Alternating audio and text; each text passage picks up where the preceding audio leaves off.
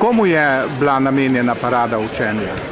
Parada učenja je bila tako kot teden vseživljenjskega učenja, ki je krovni projekt, namenjena povsem vsem ljudem.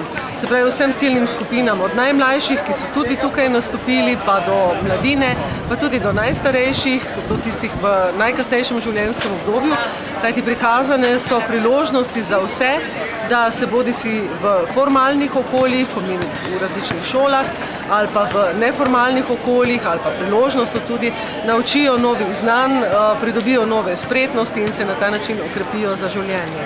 Sicer pa smo parado učenja imeli včeraj v Postojni, predtem v Mariboru, Kopru, Škofji Loki, Velenju, pa tudi Slovenj Gradcu. Parade so bile tudi lani in letos smo projekt samo še ponovili, ker se povsod na vseh prizoriščih pokaže, da je tak pristop, da greš s temi predstavitvami različnih načinov izobraževanja ven na ulice, na trge in jih s tem približaš ljudem, zelo učinkovit in tudi zelo privlačen. Kaj se učite na teh paradah?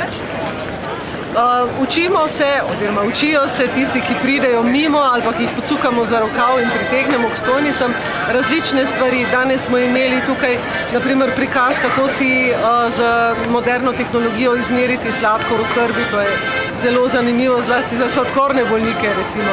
Potem smo imeli delavnice, kako si narediti nakit, kako narediti rože iz papirja in mnoge podobne reči, čeprav je dež nekoliko prav te ustvarjalnice prekinil.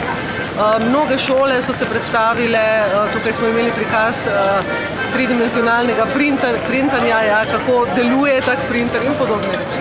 In kakšen je potem pravzaprav namen te parade učenja? Namen te parade je po eni strani prikazati, kaj vse se dogaja v različnih ustanovah, skupinah, društvih, se pravi, je to neke vrste praznik zanje.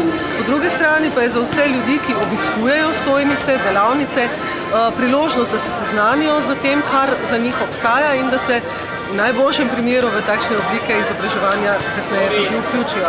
To pomeni, da gre za neko obliko medgeneracijskega učenja? Vsekakor, zato ker, kot sem že prej rekla, so tukaj prisotni otroci, so odrasli, so starejši, so mlajši in vsi z roko v roki spoznavajo nove stvari. Poteka pa to po celi Sloveniji?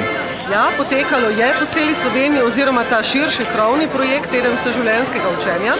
Letos šteje nad 11.000 dogodkov in ti v mesecu maju in juniju potekajo po vsej državi. Parade pa, kot rečeno, letos uradno na 7 lokacijah.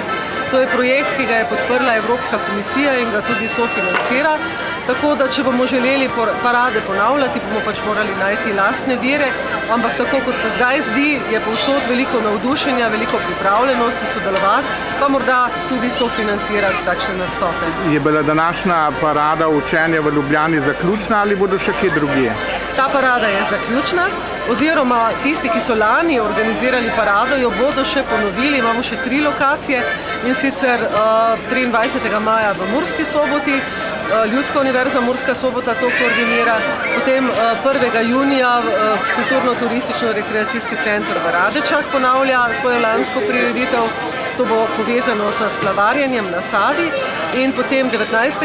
junija še RIC, Razvojno-izobraževalni center v Novem mestu, prav tako ponavlja lansko parado. Mislim, da je dobro, če povemo, da je to vse brezplačno, ne? Ja, vsi ti dogodki, vse te predstavitve so brezplačne.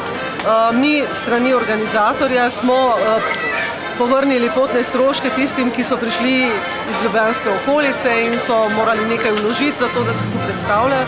Drugače pa tudi z njihove strani je vse brezplačno. In kdaj bo naslednjič parada učenja?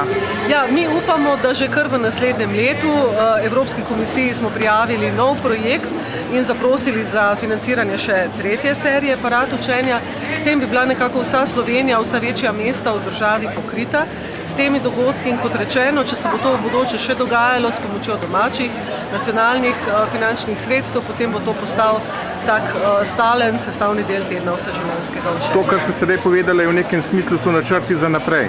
Tako je, ja. Mi imamo ideje, vizijo, da resnično približamo učenje ljudem, da je čim več Slovencev vključenih v različne oblike izobraževanja, kajti s tem ljudi pripravljamo za, kaj bi rekla, nenehno spreminjajoče se razmere na trgu delovne sile pa v življenju nasploh.